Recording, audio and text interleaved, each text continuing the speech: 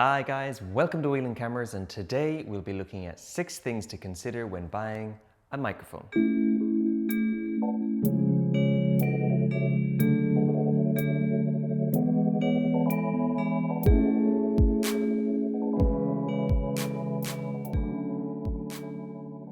The number one thing to consider before you buy a microphone is, are you going to use plug-in or external? Plug-in microphones, such as this Rode Pro Plus, are going to be useful for any kind of run and gun situation.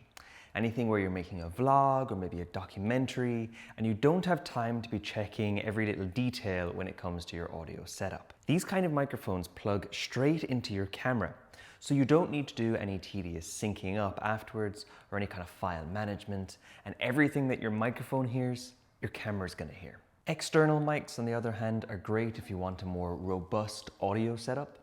I use the Zoom H5 because it has these onboard capsules which act as a type of shotgun mic, and it also gives me 2 external inputs as well, so I can have up to 3 microphones going at any one time. This is great for a wide variety of situations. However, it does require more syncing up of files afterwards, and the more that it can do, the more that can go wrong. Which brings me to my next point, complexity. The Zoom H5 is a phenomenal device. It has a huge number of settings, including different filters and effects, 3 different recording modes, and a pile of different recording settings within that. Using the H5 is a little bit like shooting in RAW. However, if anyone out there has ever shot in RAW, you know that sometimes you need to work the file in order to get it to look the way you want it to, or in this case, to sound the way you want it to. If you're the kind of person who loves to geek out over tech and spec, then don't be afraid of going for something more complicated. However, if you just need your audio to be more clean and clear, then you're actually better off going with something more straightforward. The more options you give yourself, the more complicated it becomes, and the more that can go wrong. And that applies at the input level, but also at the editing level, which brings me to my next point, post-processing. I'm not a huge fan of audio editing. I'm a video guy, so I like my audio to be loud and clear, but I don't really want to be spending hours and hours working on it afterwards. If we can think of the Zoom as a little bit like a RAW file, then maybe we can think of the Rode as a little bit like a JPEG. It's going to give you a good quality sound file, but you're not going to be doing a lot of work to this afterwards. This is more of a what you hear is what you get. So with that in mind, make sure when you're recording with these things that you're getting the sound right there on the day. Which actually brings me to my next point. What are you using it for? Generally speaking, you're going to want to get your microphone as close to your subject as possible. Now that's not gospel, right? It's not true in every situation, but something like this where I'm speaking to an empty room, then yeah, I want to get my microphone as close to me as possible. So for a situation like this, I use a lapel mic. Now, lapel mics are great because they're really close to your speaking subject, which means that they're going to hear your person speaking without picking up a lot of additional background noise. However, if you actually want to get more of the room, maybe there's a few people speaking, maybe there's some music, what have you, then something like the shotgun mic is going to pick up a wider field than the lapel. And the XY capsules on the Zoom is going to pick up even more. So you can think of it as lapel is really close, shotgun, XYs. All right, so depending on the situations, you might use different microphones. And if you're at home and you want to start a podcast or just sound better on Zoom calls, then something like this desktop USB from Rode is going to be really great. So while we're here, let's do a quick audio test. First, I'm going to show you the lapel as is here, and then we're going to listen to the XY capsules. So give me a second. The quick brown fox jumped over the lazy dog. The quick brown fox jumped over the lazy dog.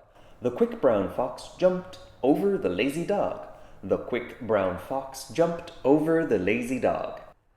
The quick brown fox jumped over the lazy dog. The quick brown fox jumped over the lazy dog. The quick brown fox jumped over the lazy dog. The quick brown fox jumped over the lazy dog.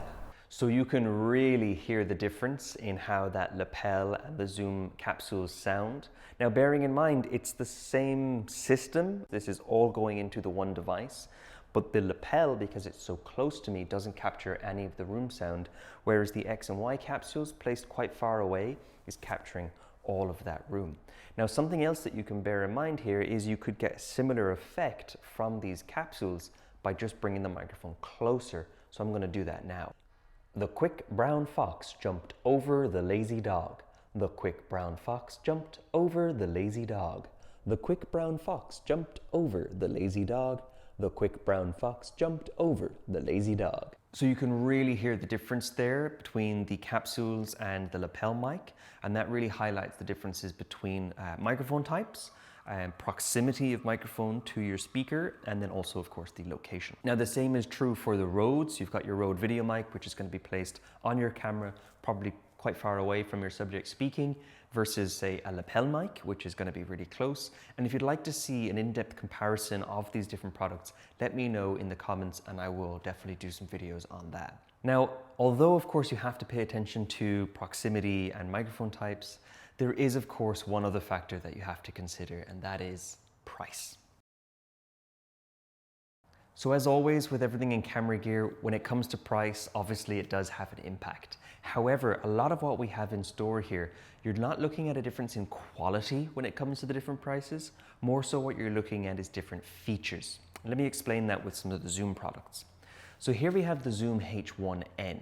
This is another handy recorder made by Zoom. However, this one is about 1/3 of the price. Now they both have the same XY capsules on top. And the primary difference between these two is going to be size. This guy is smaller. Weight. This guy is lighter. And the additional microphones. This guy can take 2 XLRs, whereas this guy is just your XY capsules. Both of these microphones shoot in that high bit depth WAV file that we were talking about earlier, like shooting in RAW.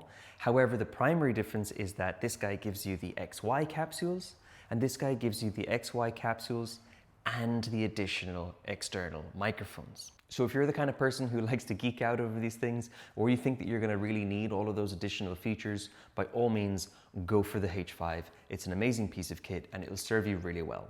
However, there's no point having that in your back pocket if what you really need is a wireless system. And no point having a wireless lapel mic if what you really need is to capture the room sound. So look, when it comes to buying a microphone, make sure that you're buying something that is going to be appropriate to you, that's going to do the job that you need, it's going to last you a good while, and it's going to be future-proofed and all these things. Don't necessarily look at the numbers and just think because something is more expensive, that means it's going to be better. It's not necessarily true when it comes to these systems. Make sure that you're buying something that is correct for you and what you're using it for. There is, however, one thing that all of these microphones will have in common, and that's when we talk about accessories. So this Rode Pro Plus, as an example, comes with this squidgy black foam on top. Now, I always thought that this was the microphone. It's actually not. The microphone is this thing, this really small and skinny thing. And this capsule here at the front is where the sound goes in. This is just to protect, well, the microphone, but also to protect it from wind noise, and that is really, really important. However, if you are doing any work outdoors, I really recommend a windsock, because wind is going to kill your sound no matter how much you spend on a microphone. It'll be a big gray thing. Or when times are really tough, I have actually used socks. So there you go. If you're using a phone, then there's a couple of different cables that you're going to need to look at that are adapted to phones, because phones are kind of complicated that way. And again, if you want us to do anything on your phones, phone videography and phone photography, drop us a link. We might do something like that. That sounds kind of fun. The Wireless Go actually has this cool accessory you can get, which turns it into a handheld mic. And that's great if you're doing any kind of reporting.